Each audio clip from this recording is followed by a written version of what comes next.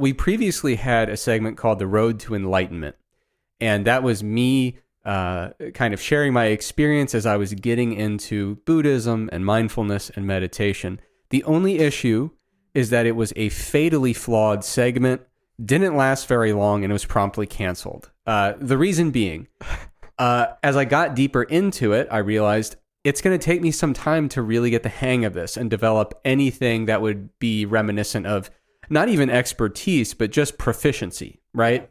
And so I was like, well, it's not going to be fun or entertaining or informative for me to just come in every week and say, hey, I meditated a few times this past week, seemed to be fine. Well, and if the segment went too well, eventually you'd find yourself backed into a corner where you basically had to flex about how enlightened you were getting, which seems like it would defeat the point. Yeah, I mean, there's a lot of ways it could have gone, but literally none of them were good. Yeah. Right? But the good thing is we saw that before it went any of those directions and promptly canceled it. But I knew that eventually I'd want to return with a more substantive segment or multiple segments over the years about mindfulness and meditation, basically when I have something useful to say.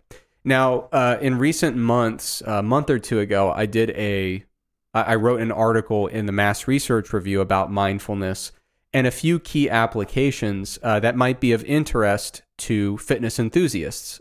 So I wanted to share a little glimpse into not my personal experience necessarily with mindfulness and meditation, but I wanted to actually take a look at some of the research that's out there.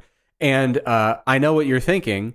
How much research could there possibly be? You know, it seems like there's a lot of anecdote about this, but you might not have heard too much about, actual scientific research. I'll be honest, I knew that it was studied in some areas, different types of mindfulness-based interventions and meditation interventions. I fully and grossly underestimated the sheer quantity of research pertaining to mindfulness. So I found a systematic review by Goldberg and colleagues. And in the systematic review, they found 44 separate meta-analyses about mindfulness-based interventions. Now, that's not 44 separate studies. That's 44 separate meta-analyses. Within that, there were 336 randomized controlled trials with a total participant pool of over 30,000 participants. So, we're out here talking about betaine, and you can find 6 relevant studies. Meanwhile, mindfulness out here, 30,000 participants cumulative. So there is a really considerable amount of mindfulness and meditation related research that is spread across many different fields, investigating many different clinical outcomes of interest. So what I want to focus on in this segment is just a few key areas that fitness folks might be interested in, specifically training performance, sleep, pain management, and eating behaviors.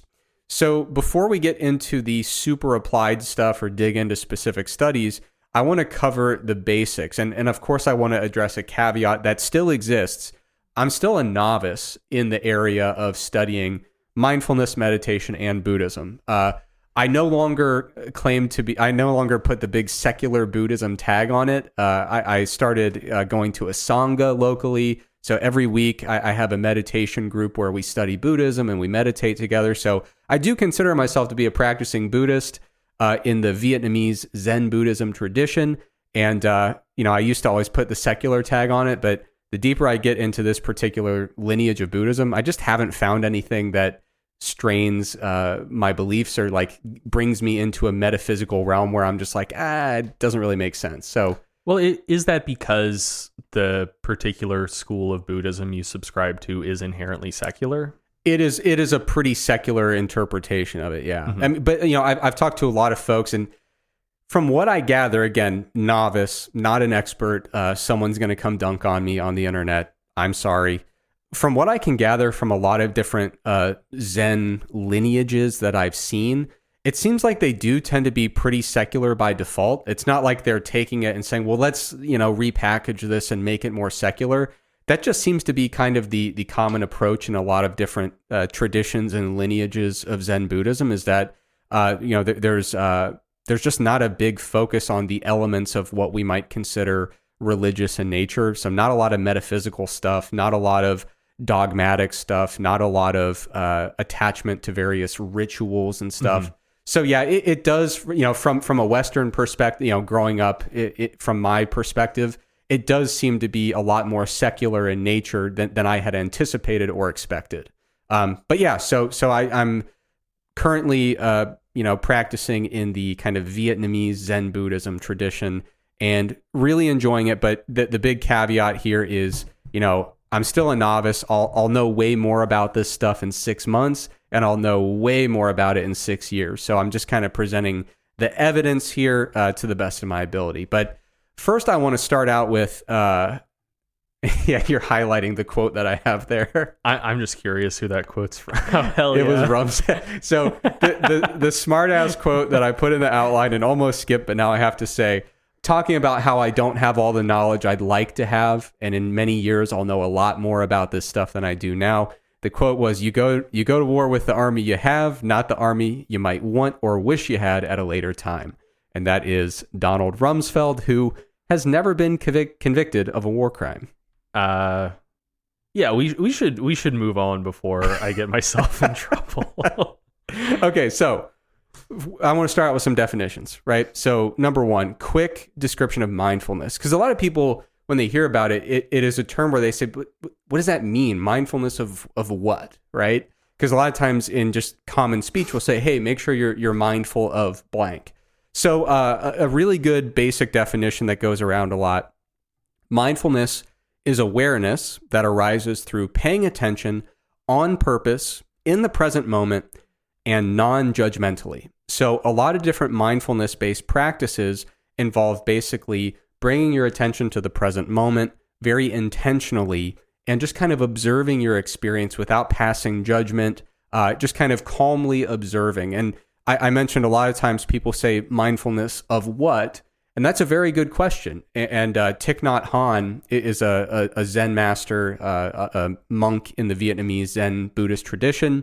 Thich Nhat Hanh often says mindfulness is always mindfulness of something. So you might be sitting and doing a mindfulness exercise, and you might be mindful of your breath, focusing on your breath. That's a very common thing in various types of meditation. You might be mindful of what you're eating, right? So mindful eating is a common intervention that we see in the nutrition literature. And that's exactly what it sounds like. It's taking time to be present during that meal and really immersing yourself in that meal experience and bringing all of your focus and attention to it. And so, yeah, you could be mindfulness of a lot of different things. Sometimes they'll do what you call a body scan meditation, where you lay down and you work through, from your feet to your head or vice versa. And you're just focusing very intently on my feet. What sensations am I feeling in my feet currently? And you think about relaxing the muscles in your feet. You work up to your calves, your thighs, you kind of work all the way up, and you're being mindful of a particular part of your body, just observing your sensations, not judging them, not trying to force them to be any specific way. It's just simply paying attention. And a lot of times when you are able to achieve some sense of mindfulness and you're doing it intentionally, it can bring a sense of calmness and clarity and stability to one's mind, which brings me to meditation. So Thich Nhat Hanh often says that meditation has two components, stopping and looking deeply. But ultimately, it depends on the type of meditation that you're doing. So meditation takes a lot of different forms. It is probably the most common mindfulness-based intervention of many. So for example, some people consider different types of yoga to be a mindfulness-based intervention when done a certain way. But I saw a really nice link from Headspace, which is an app. I don't know a lot about the app, but they talk about different types of meditation. And so, for example, there's guided versus unguided meditation. There's calming versus insight meditation. So a lot of times people think meditation necessarily implies that you are really focused on contemplating about some major topic and you're trying to, have some kind of epiphany. Sometimes there are meditation practices that are simply there for calming, just to kind of let your mind rest and to calm down and relax.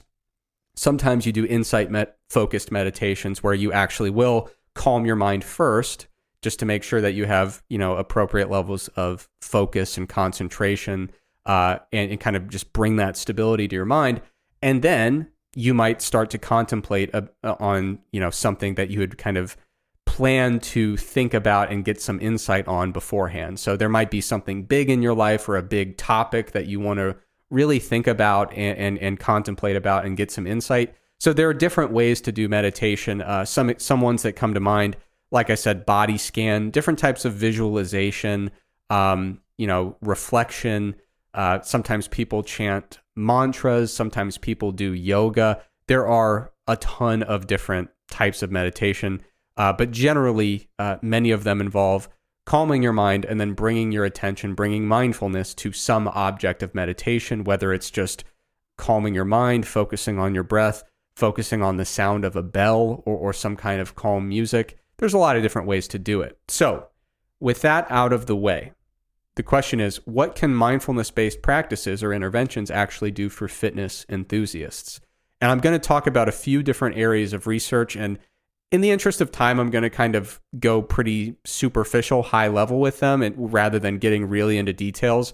But I will put a lot of references to mostly systematic reviews and meta-analyses so people can dig a little bit deeper if they wish to. But the reason that this topic came up en masse was because there was a new study, a new systematic review on mindfulness and mental fatigue. Now, I wanted to cover this because mindfulness, certainly interests me, but also because Mike Zourdos, Dr. Zourdos, has written a few articles over the last few years about mental fatigue. And research indicates that when people are mentally kind of acutely fatigued going into a workout, it can negatively affect their resistance training performance. And so what that means is, in a laboratory setting, for example, they might bring people in and say, hey, do these kind of tricky math problems, but do them quickly and understand that you have to get them right. They put a time pressure, they put an accuracy pressure, it's cognitively demanding, and they say, do all these math problems as fast as you can, go. And when people do that, they get mentally fatigued, and that type of mentally draining exercise, when done with enough volume, essentially, can carry over into a training session and interfere with your performance.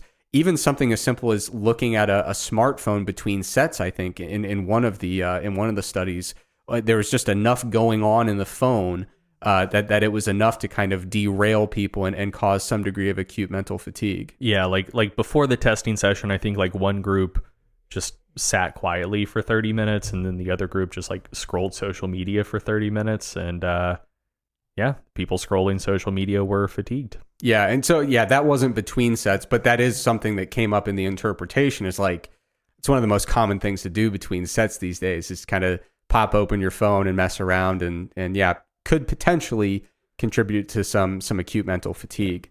Other things that they'll do sometimes in lab settings is like memory tasks. And again, the whole idea is to get your mind really riled up, get you thinking about things that are cognitively demanding, and often putting some kind of pressure with regards to time or accuracy, or just adding complexity, putting a bunch of information in your head and saying, hey, you need to retain this stuff. So mental fatigue, not a good thing for acute performance. And what they were looking at, this was a systematic review by Cao and colleagues, CAO, probably pronouncing that wrong. But they were looking at studies using mindfulness-based interventions to try to facilitate recovery from acute mental fatigue. So they were looking at intervention, a variety of different mindfulness-based interventions, comparing it to, some kind of non-mindfulness-based intervention with some possibility of inducing acute mental fatigue, and basically trying to figure out, does this mindfulness type exercise facilitate, recovery from this acute mental fatigue? I'm not going to bore people with the details, but I will pop a couple things up on the screen here. So right now you can look at table 2 if you're watching on YouTube, just kind of an overview of the different interventions that were used to induce mental fatigue in the 8 studies that qualified for this systematic review. Now, and you can of course pause that if you want to dig into the details. I'll put the high res stuff up on the screen. And now looking at table 3, it's just an overview of the different mindfulness-based interventions. And that sounds like a vague term, but they wanted to cast a broad enough net. So we're talking about meditation, audio instruction that kind of walks you through a mindfulness exercise, a lot of stuff like, guided meditation, things like that. Those are the types of interventions going on here. And generally speaking, they were pretty short in duration. A lot of them were only 5, 10, 15 minutes or so. And results painting with a very broad brush here, given a basic overview, results were generally pretty favorable, indicating that some of these mindfulness-based interventions did facilitate recovery from mental fatigue, and in some cases led to improvements in psychological and physical performance outcomes. And I think, if you're interested in digging deeper, of course, there's the Mass article. There is the full text of this article. There are some caveats. The benefits likely will depend on sufficient experience, intervention quality, duration of intervention, and there can be a lot of variation from person to person. So I don't want to make it seem like all mindfulness-based interventions are equivalent in terms of effectiveness, nor do I want to make it seem like it's the perfect intervention for everybody. But broadly speaking, the results were pretty favorable. And I think that this does have plenty of face validity. So if we look at acute mental fatigue and say, what is the problem here? And a lot of times we're asking our mind to do a lot of pretty heavy lifting cognitively, or doing some multitasking, trying to rush through things, do some cognitive challenges, and kind of keep a lot of different plates spinning at once. Yeah, like if you're going to the gym after work and like you got to drive through rush hour traffic and like, people honking, there's like accidents on the side of the road. Like it takes a lot of mental effort to stay like mentally engaged and just get to the gym safely. And so like it might make sense to just kind of like take a second and take a quick breather in the parking lot before you go in. Yeah, and that's what's really encouraging about the specific interventions, is that many of them were only 10 or 15 minutes long. And we probably do, like, I would imagine, we have weird jobs. I don't know how much we can generalize our experience to others, but like when I finish work for the day, there's usually a big push to the finish line. And almost always I have like a minute where I'm like, I need to kind of recover. Like I just did some mentally challenging stuff. I think a lot of people, after leaving from a full work day, making the commute over to the gym, or chasing the kids around the house, and then you finally get a moment where you can get out to the gym, it's very common to enter the gym in a mentally fatigued state. And so for a lot of folks, I think there's a lot of face validity here. If we think about the things that are used to experimentally induce mental fatigue, you can kind of think, well, what would be the opposite of that? And it's like, okay, focus on a single thing. Calmly, relax, focus on your breathing. As you focus on one thing, this is a lot of times people wonder, well, what is the purpose? Like you tell someone on the surface, focus on your breathing. It'll make you perform better. And it's like, what the hell do you mean? How can that possibly be the case? But what we're talking about here is having a single-minded focus on something that's not cognitively demanding or challenging. There's no accuracy pressure, time pressure. It's basically giving your brain a bit of a rest with a calming exercise and saying, by focusing on one thing, the breath, which is very easy, or whatever the instruction video or audio is telling you to focus on, by focusing on one thing with all of our attention, we fight our urge to focus on 700 things with really fragmented attention. And we're thinking about what we did 2 hours ago at work and what we have to do tonight when we get home. It can be a surprisingly restorative and restful thing. Now, moving on, I'm going to hit some highlights here very briefly. Mindfulness and sleep. Let me just say this. Anecdotes are obviously the top form of evidence. I passed out listening to a guided meditation last night, and I slept like a baby. It was incredible. So sleep research, it's hard to do, but generally the consensus is if you're into fitness, sleep probably ought to be important to you. Sleep restriction, especially chronically, is pretty bad for performance, seems to be pretty bad for training adaptations as well, with the limited evidence that we have.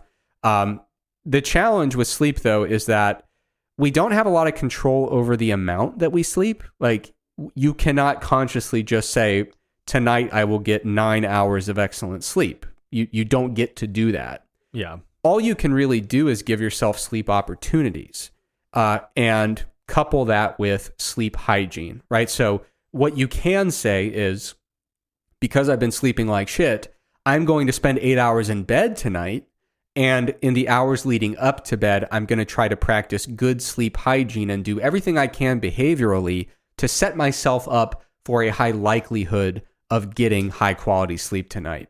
And the reason I bring that up is because if you look at the lists of sleep hygiene guidelines in a variety of different, reputable resources, foundations that really focus on sleep research or, practical interventions to facilitate people with sleep disorders or sleep issues.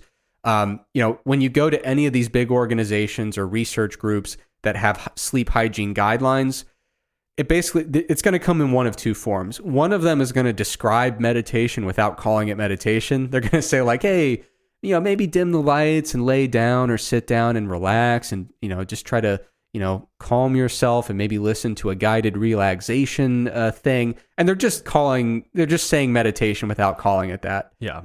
But most sleep hygiene guidelines will just say, hey, do a meditation exercise before bed. Like it's a good way to kind of calm down, wind down, and get yourself in a place where you're really relaxed and able to sleep really well. Have you ever tried this, by the way? Yeah, so I was actually about to cut you off and interject. A bit of advice I was going to give is try to find a version of like meditating or mindfulness practice that clicks for you. So I used to have like my sleep these days is great, and I'm very grateful about that. But back in the day, I used to have some pretty major sleep issues, like borderline insomnia. Pretty frequently, I'd just lay in bed, couldn't get my mind to stop racing, just couldn't fall asleep. When I was in college, a hypnotist came to the school and did like a little like hypnotism show in the auditorium. I still don't know the extent to which those are like real or fake, like whether the students that they call up are like patsies. I don't know. There's a part of me that wants to believe, but then there's a part of me that's just like, if I was on that stage, I don't think I'd do half the ridiculous shit that these people do. So who knows? Whatever. But anyway, on the way out the door, he mentioned like, hey, in the lobby, like I'll have a little table set up. And if you would like to buy like guided meditation CDs, you can do that. And since I was having sleep issues, like one of them was for sleep. And I was like, okay, like I'll give this a shot. This sounds awesome. So I bought the CD and I tried to listen to it the first night. And God, one of the worst experiences of my life.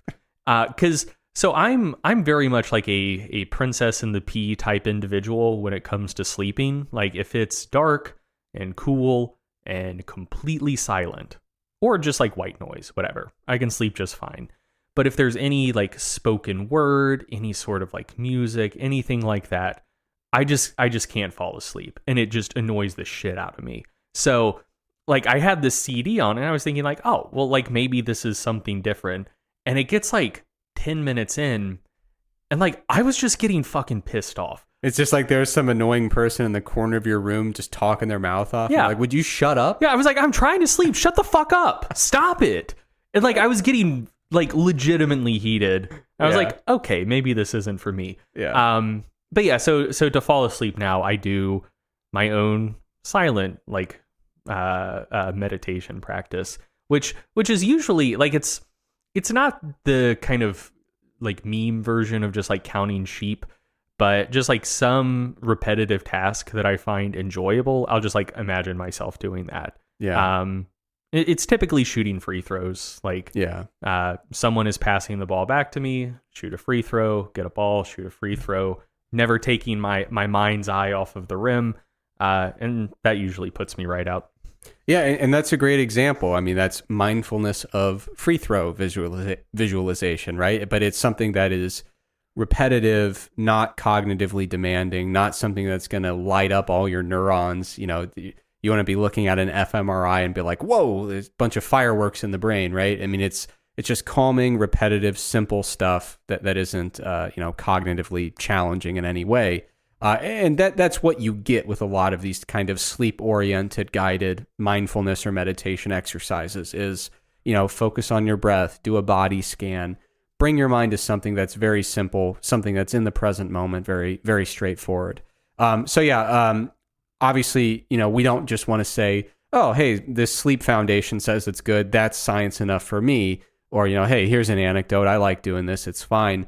I will put in the show notes 2 different meta-analyses indicating that mindfulness meditation can have positive effects on sleep parameters, both in patients with insomnia, but also in more of just the general population. One was more from like workplace mindfulness trainings in people who were not, who did not have any kind of clinical sleep disruption.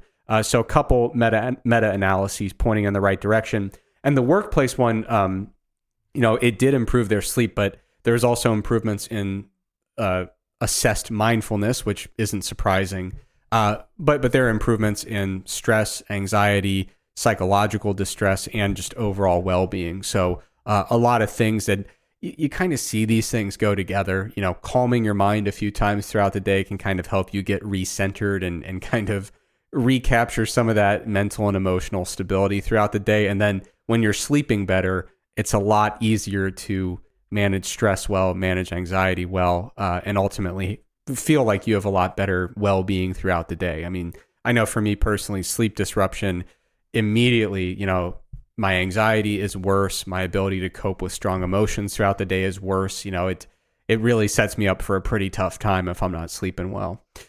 Moving on, mindfulness for pain management. This is one of the areas of mindfulness research that's pretty active. There's some pretty solid data in this area. I don't want to belabor the point too much because we've talked about it on the show before and on other people's shows. But the biopsychosocial model of pain. Back in the day, pain, the world was simpler, right? You have a little tiny pain receptor and it's angry and therefore you have pain and that's the end of it.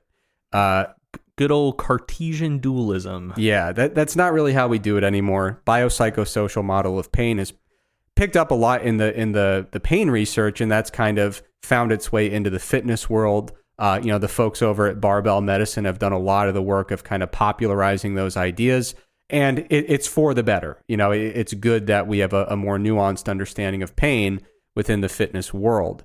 Now, one of the things that I find really interesting is that, if you look at some of the peer-reviewed papers on the biopsychosocial model of pain, many of these papers will posit that there are 4 key elements to consider with a pain experience.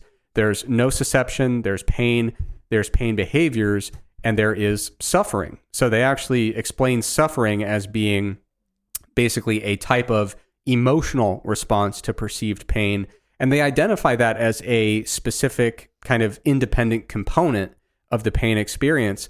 They also talk about pain behaviors, which is essentially actions that people carry out in response to perceived pain. And these are things that are influenced by both subconscious elements, but also just conditioned responses. To some extent, we are kind of experiencing these conditioned responses that have kind of been planted in our minds a little bit. So in the fitness world now, when people talk about the biopsychosocial model of pain and how we approach pain among lifters, people talk a lot about pain narratives. And usually people are talking about that in terms of how you discuss pain with a client or how a person would discuss pain with their health practitioner. So we talk about setting these pain narratives of just how pain is framed, because we don't want to plant these seeds where we are conditioning responses that exaggerate the pain or amplify the pain. We want to make sure that we are being really mindful of the subjective elements of the pain experience that can absolutely be influenced by the way we speak about it, the way we frame it, and that emotional element, that suffering element. And I couldn't get over the fact that, by explicitly making suffering its own element, it's kind of no surprise that mindfulness meditation being derived from Buddhism has a pretty clear application there. The 4 noble truths, often viewed as kind of the foundational teaching in Buddhism. Traditionally, it's framed as being Buddha's first teaching after achieving enlightenment, but it's about the truth of suffering, the cause of suffering, the end of suffering, and the path that frees us from suffering, right? So suffering, kind of a big deal in Buddhism, which is where we get mindfulness meditation practices from. So I think there's obviously a pretty clear link there, or a clear parallel where you'd say, okay, aside from just how we speak about injury with a coach or with a medical professional, we can also think about, how might mindfulness meditation allow us to kind of explore some of these elements of pain. And, no one is going to go out there and say, hey, pain's all in your head, and if you just become calm enough, it'll go away, right? Well, some people do. Well, they shouldn't. I mean, the folks who learned about the biopsychosocial model like 2 weeks ago. Yeah. I think some of the what's that saying, like, no one has more zeal than a new convert. Yeah. I think some folks take it a little bit too far, but yeah, like real practitioners tend to not do that. Yeah. So, I think, of course, there are, when it comes to how we actually act upon this biopsychosocial model, like I said, a lot of it has to do with how we speak about pain, how we interact with coaches and health practitioners when we're talking about pain. But also, there is an element here where we want to dig into these other elements of pain, right? So not just the nociceptive kind of biological root of pain, but also looking at the emotional element that we would call suffering in this case, looking at some of those conditioned elements. And mindfulness meditation, generally speaking, if you were to boil it down, it involves, basically calming your mind, decentering yourself a little bit, and taking an objective look at the situation, whatever you happen to be contemplating about, and separating, some of the perceived elements from the true stuff, right? So kind of figuring out how much is my perception distorting the way I see this experience or feel this experience.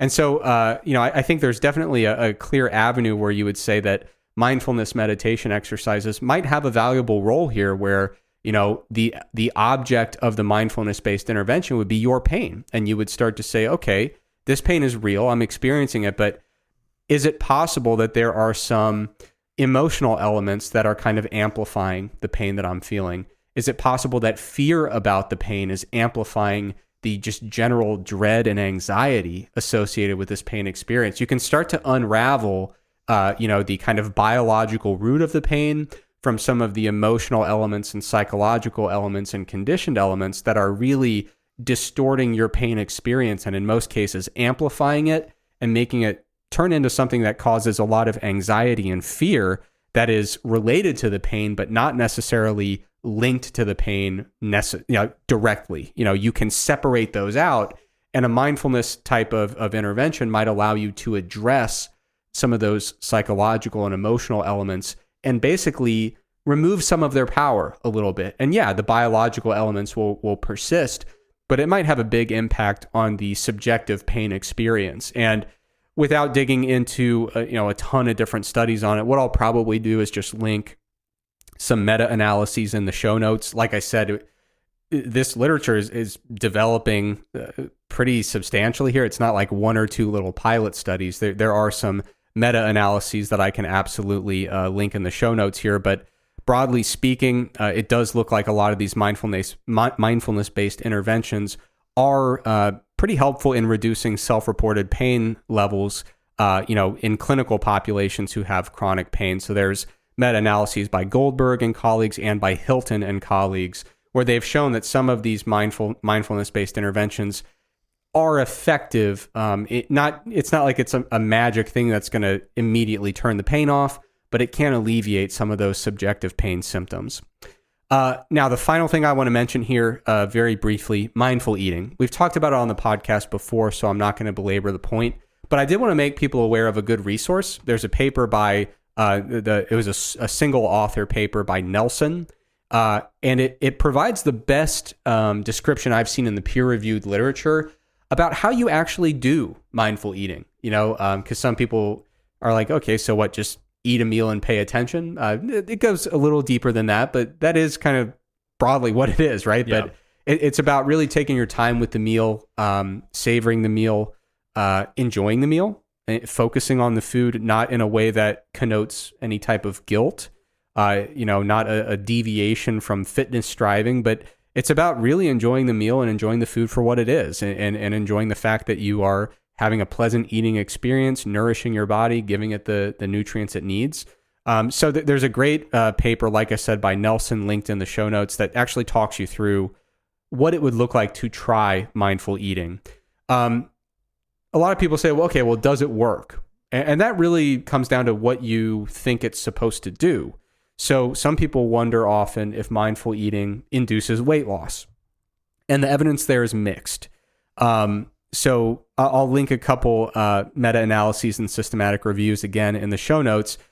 Generally speaking, like I said, there's some evidence indicating some interventions where mindful eating does indirectly, almost kind of unintentionally, lead to some weight loss, but it's very mixed. Some studies show no real impact on weight loss, but most importantly, that's really not the goal. You don't do a mindful eating intervention and say, all right, hopefully everybody loses 20 pounds here. That's really not the point. Mm-hmm. And if weight loss occurs, and sometimes it does, it's usually kind of a side effect. It's an indirect thing that happens rather than the explicit outcome that has been sought or the major outcome of interest. But when we look at other outcomes, so for example, Katterman and colleagues looked at mindful eating interventions, and they found that it led to reductions in binge eating and emotional eating in populations who were engaging in those behaviors. There was another systematic review by Yu and colleagues where they found that mindful eating was associated with reductions in emotional eating, external eating, binge eating, weight and shape concern, and there were also improvements related to self-acceptance and emotional regulation. Again, meta-analysis by Rogers and colleagues, finding a whole bunch of favorable changes related to eating behaviors, depression, anxiety, eating attitudes.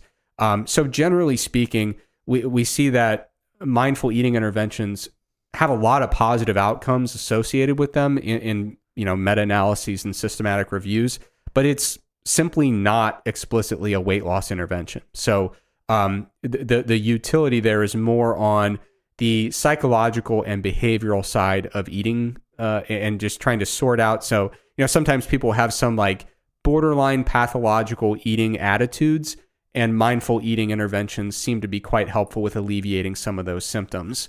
Now I want to get into some caveats here. The very first thing I want to mention as a caveat is I've talked about some clinical outcomes here and studies that have been done in clinical patients. Whatever your interest is, if you believe that you have a clinical condition that may warrant medical intervention or advice from a medical professional, don't avoid seeking that medical care because you're going to try to do mindfulness stuff instead. This stuff is not meant to replace modern medicine or anything like that. If you think you need some medical attention, or if you're on the fence and you're not sure, the best case scenario is go see a medical professional who's qualified. They'll let you know what you need. And if you see them and they say, you know what, you can talk to them about it and say, I was thinking about maybe doing some mindfulness-based interventions to try to do this without getting into a really intense kind of medical intervention. And maybe they'll be supportive of that. But don't use this stuff as a reason to delay medical care that might very well be necessary. Mm-hmm. Another caveat is obviously I'm biased. Like I said, I consider myself to be a practicing Buddhist very early in that process, but there's no question that I have bias here, which is frankly why I tried to make sure I was citing a lot of systematic reviews and meta-analyses, because of course, anyone with a bias can go say, oh, look at this pilot study in 9 people. It looks pretty good. So I wanted to rely on papers that utilize systematic literature searches rather than just kind of cherry picking this study or that study. Now, there are some nerds who are skeptical of the mindfulness literature, and I do think it's important to highlight that. So I say nerds in an endearing way. There's something called the Framework for Open and Reproducible Research Training, and they maintain a running list of psychological replications and reversals. It's basically a result of the fact that a whole bunch of foundational psychology findings turned out to be unreliable and could not be replicated or reproduced. And so people have said, we need basically like a database to figure out, of all the pillars of knowledge in our field, which of them actually support load, mm-hmm. And which ones are just like styrofoam pillars that don't actually do anything. Yeah. Now, on this web page, they do include mindfulness for mental health, and they say most studies are low quality and use inconsistent designs. There's higher heterogeneity than other mental health treatments, and there's strong reason to suspect reporting bias. Now, to be clear, there are other elements on this webpage where they are aggressive and just really obvious debunking of some of these theories. That's not the case with mindfulness here, and it is specific to mental health, not all mindfulness outcomes. Basically, it's on their list of like, hey, there's a reason to be cautious here. Like, let's keep an eye on this. Yeah. So it hasn't been like soundly debunked, but there are credible concerns about how reliable. You know, I mentioned there's a lot of randomized controlled trials. People are saying, you know what, I appreciate that there's a lot of RCTs here, but I wish that they were generally designed better, and we suspect that maybe there's some reporting bias that might be going on. So it's important to point that out and to acknowledge that. Yeah, what that suggests to me is that there probably, or there's a pretty good chance that there's a real effect, but that the current research might overestimate the magnitude of the effect. I think that's a very plausible, a very likely way to describe it. Yeah, I think, and you could say that about many things, you know. I think that's the case of just like research. Yeah. Because generally nulls are less likely to get published. Yeah, so usually the flashy findings from people who it's like their pet theory, they come out early, the effect sizes are big, they come back down to earth, they settle sometimes at 0, sometimes above 0, but smaller than the initial estimates. So yeah. I think it'll probably settle above 0 for most of these outcomes, but like most things, smaller than the initial biggest estimates of effect size. But I do want to address the heterogeneity point. There are two things I want to mention here. First of all, intervention quality can vary dramatically, obviously, just like anything else. Like the metaphor that I've used, like if you ask if mindfulness works, it's kind of, to me, like asking if teaching works or if coaching works. Yeah. Like, yeah, good teachers are excellent, and really shitty teachers, the effect size there isn't going to be as big, right? Like some people aren't as good at coaching, at teaching. Some people aren't as good at designing or implementing mindfulness interventions. And frankly, some people aren't really all that about receiving mindfulness interventions, right? Like there are many studies that happen on college campuses. Kids need extra credit. And it's like, here, listen to this for 15 minutes and then take this little quiz. You know, I'm sure there are some people who are just like, yeah, the headphones are on, but like, am I really focusing on my breathing? Am I really blocking out the fact that I have a date tonight? Yeah, you're not really doing mindfulness. You're doing a bit of mental math to see the extent to which the 5 points of extra credit you're about to get will, whether that's going to bump you up from a C to a B. Exactly, yeah. So like mindfulness absolutely depends on intervention quality and also just an individual's receptiveness to doing mindfulness. Like, I do wonder how you force someone to accept and participate in like really engage with a mindfulness audio tape, for example. Mm-hmm.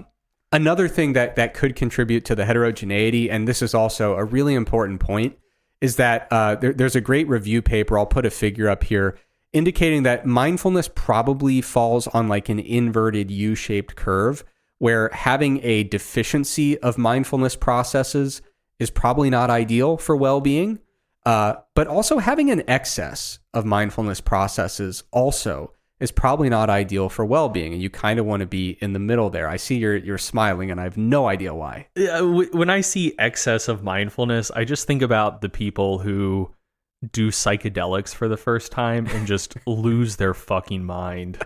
Yeah, never to be retrieved. Because it does, I mean, sometimes they just spiral in bizarre directions, but it does seem like, you know, the first time they experience like ego death and get a different and like maybe broader perspective on things, they just like get in their own head to a dangerous extent, and it just like ruins their life. No, there are definitely people who have like a psychedelic experience and then just turn their life upside down, and it's like, I wish we would have thought about that a little bit more beforehand. Yeah, in particularly ayahuasca. Like I've never done any psychedelics myself, but like I'd be open to trying them. But like not ayahuasca. Like from talking to people who've done psychedelics, like seems like most people generally have like pretty good experiences with like LSD and mushrooms, but it seems like about a third of the white guys who go down to Latin America and do ayahuasca for the first time just go insane. I don't want to roll those dice. It seems like it just seems like a bad time. Like, I've never heard an ayahuasca experience that sounds fun. And yeah, like it seems very risky for a lot of people. Yeah, I don't know much about it. But yeah, so when we talk about this heterogeneity and effect size, the reality is that we I will never do marijuana, though. Correct. Just to be clear, for the purpose of the podcast, psychedelics, as we all know, get you closer to God. This is, as always, a Christian family values podcast. Yeah. Not marijuana, though. That's the bad stuff. Right. So because of this kind of inverted U-shaped curve, we should expect that for some people, mindfulness is a really positive intervention, but for others, it could actually be contraindicated, right? And so when I talked about mindfulness processes and whether you have a deficiency or an excess or kind of in that optimal middle zone, for example, one process brought up in this paper, and I'll put this on the screen as well, is self-observation. So if you're someone who has really low self-awareness at baseline, you have a deficiency of this mindfulness process, a mindfulness intervention might be quite helpful. Mm-hmm. But if you're someone who is kind of like, constantly observing yourself with a high level of anxiety or depressive symptoms or a high level even of like dissociation, the last thing you need is like, hey, let's do a really deep reflective mindfulness exercise and just ruminate on this even more. That's like a pretty common symptom of a lot of like eating disorders too, right? I think, or is that like a different type of self-observation? I think what you would probably want to do, I mean, this is not medical advice, but I would assume we talked about mindfulness for eating behaviors. I think usually the object of observation there would be the food, the experience of eating. It would be mindful eating, not let's do a lot of deep contemplation about your body. Yeah. Right. So yeah, it's kind of just on where the mindfulness focus would be, but that is a situation where I would suggest or anticipate that one version of mindfulness focusing on mindful eating could be quite helpful in that scenario, but a very body-focused, reflective kind of mindfulness exercise could backfire in that situation. Another one that comes up here is exposure, right? So there are some instances where people have really high experiential avoidance. And in many types of therapy, they might actually walk you through some kind of visualization exercise, almost as a form of like exposure therapy to start building up some degree of comfort level within a safe setting, with a medical professional.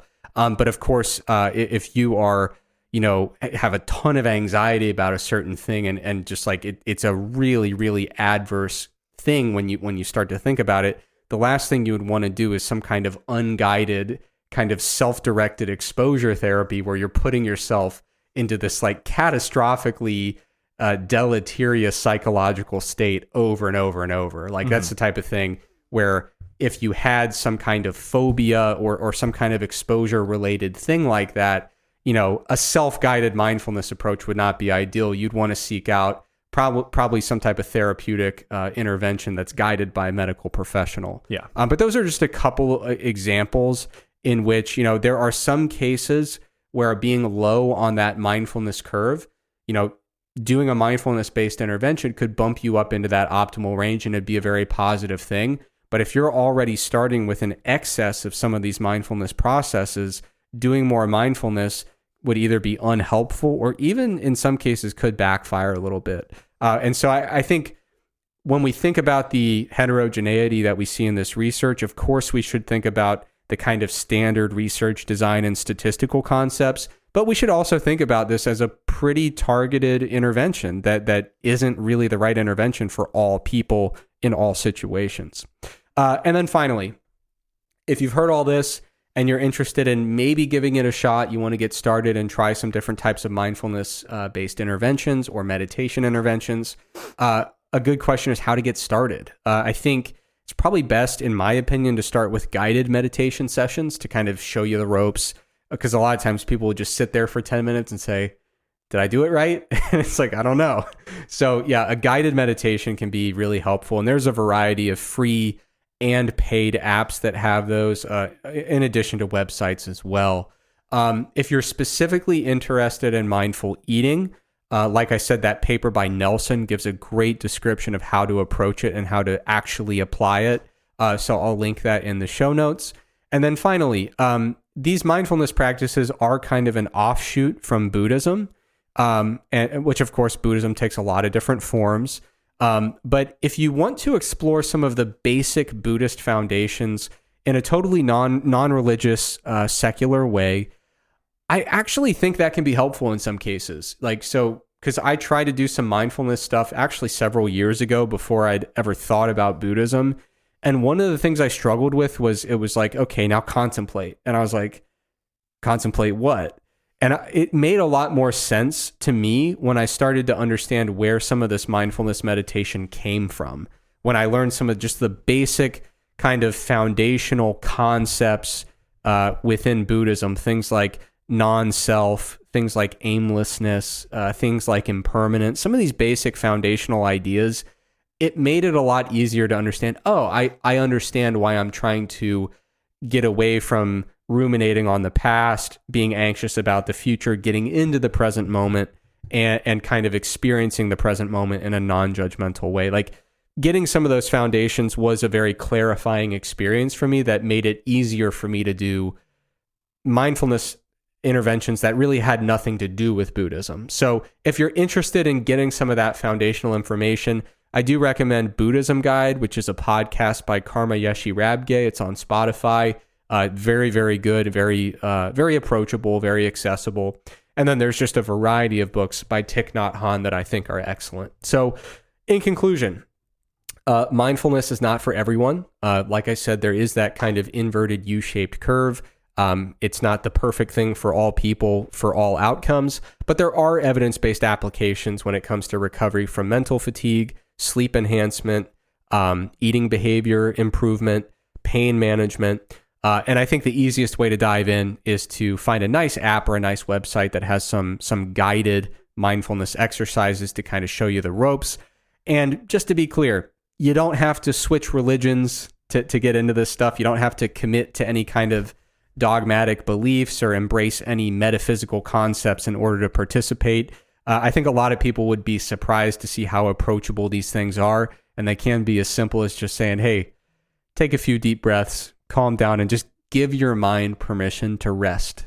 And after you do that a few times, it becomes really alarming. You start to realize, like, I don't think my brain was resting for like 12 years until I gave this a shot. So not for everybody, but it can be a helpful thing for the outcomes that I mentioned.